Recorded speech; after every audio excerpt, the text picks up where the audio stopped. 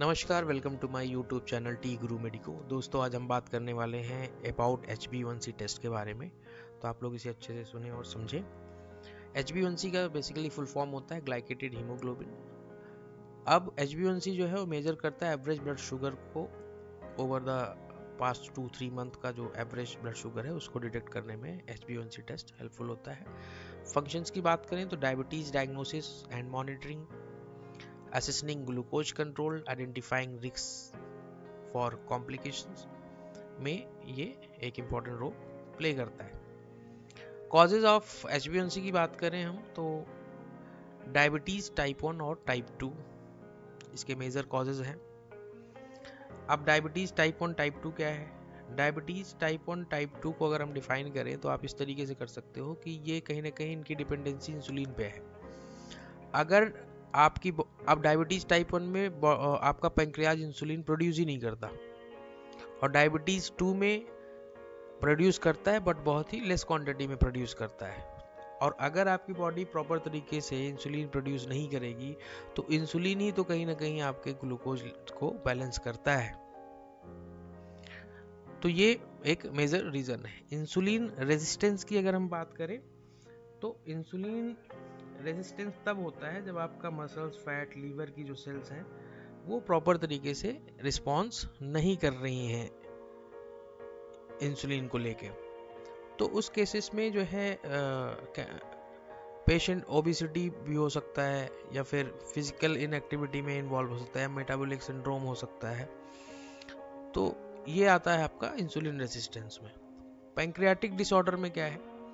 आपका पैंक्रियाज ही एक important role play करता है क्योंकि इंसुलिन वहीं से सिक्रीट होता है, और अगर आपका पैंक्रियाज ही प्रॉपर तरीके से काम नहीं कर रहा है तो एक मेजर जो है HbA1c कॉज कहीं ना कहीं होता है। तो पैंक्रियाटाइटिस और पैंक्रियाटिक कैंसर या फिर पैंक्रियाटिक सर्जरी से रिलेटेड कोई डिसऑर्डर है तो उसमें जो है कहीं ना कहीं आपका HbA1c कॉज होता है, क्योंकि मैं आपको बताना चाहूँगा कि आपका पैंक्रियाज ही कहीं ना कहीं इंसुलिन सिक्रीट करता है, और इंसुलिन आपका शुगर लेवल या फिर ग्लूकोज लेवल बैलेंस करता है।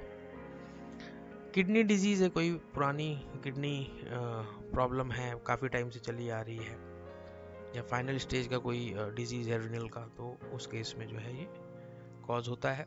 लीवर डिजीज है, क्रोनिक लीवर डिजीज या सिरोसिस है या लीवर कैंसर है, तो उस केस में थायराइड डिसऑर्डर है या हाइपो या फिर हाइपरथायरॉयडिज्म है, तो उस केस में जो है HbA1c कॉज होता है। स्ट्रेस है, क्रोनिक स्ट्रेस ऑफिस का, घर का, फैमिली का, तो उस केस में ये होता है। या फिर कोई जेनेटिक फैक्टर है फैमिली हिस्ट्री में ऑफ डायबिटीज, तो उस केस में ये जो है आपका HbA1c कॉज हो सकता है, जो माँ बाप से या फिर परिवार में एक दूसरे से ट्रांसफर होता है। हाई HbA1c के अगर हम सिम्टम्स की बात करें, क्या लक्षण दिखते हैं अगर आपका जो है एवरेज ग्लूकोज लेवल हाई है, या फिर तो उस केस में क्या होता है कि इंक्रीज थर्स्ट एंड हंगर, आपको प्यास लगेगी ज़्यादा, आपको भूख लगेगी, आप फैटिक, आपकी बॉडी वीकनेस, फैटिक जो है महसूस करोगे आप। फ्रिक्वेंट यूरिनेशन होगा, बार बार आपको वॉशरूम जाना पड़ेगा, है ना। ब्लर विजन, आपको धुंधला दिखाई देगा या डबल विजन दिखाई देगा। तो ये कहीं ना कहीं लक्षण हैं जो आपके हाई HbA1c, अगर आपके बॉडी के अंदर हाई HbA1c है तो उसको दर्शाते हैं। आप कई बार होता है कि कहीं कोई घाव लग गई, चोट लग गया, तो वो जो है रिकवर होने में काफ़ी टाइम लगता है, आपके हाथ पाँव में काफ़ी झंझनाहट हो रही है, तो वो भी एक जो है सिम्टम्स है। या फिर बॉडी में, स्किन में किसी भी तरीके का इन्फेक्शन आ रहा है बार बार, क्योंकि आपका इम्यून सिस्टम बहुत वीक हो जाता है इस केस में। तो कोई भी जो है फॉरेन पार्टिकल आपके बॉडी के अंदर अटैक कर सकते हैं और कहीं ना कहीं आपके इम्यून सिस्टम को वीक कर सकते हैं, आपके बॉडी के इंटरनल ऑर्गन को वीक कर सकते हैं। तो इस चीज़ का आपको ध्यान रखना है।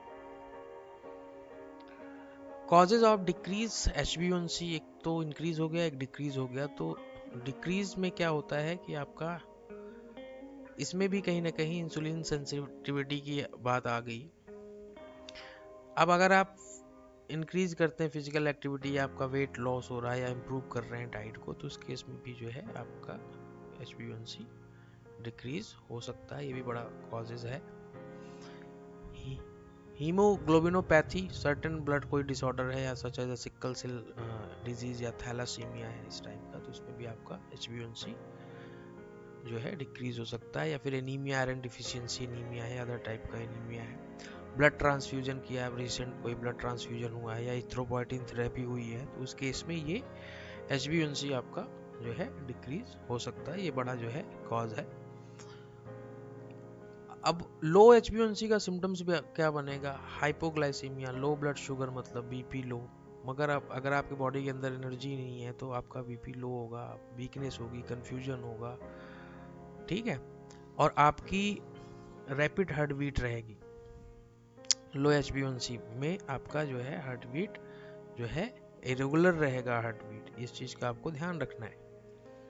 स्वेटिंग आएगी, ठीक है, हेडेक रहेगा, डाइजीनेस रहेगी बॉडी में, चक्कर आएगा, तो इस चीज़ का आपको जो है खास ध्यान रखना है कि बॉडी के अंदर इस टाइप का अगर सिम्टम्स लग रहा है तो आपका लो HbA1c है, ठीक है। तो इस केस में क्या करना है कि देखो, सेल्फ जो है अवेयरनेस बहुत इंपॉर्टेंट है।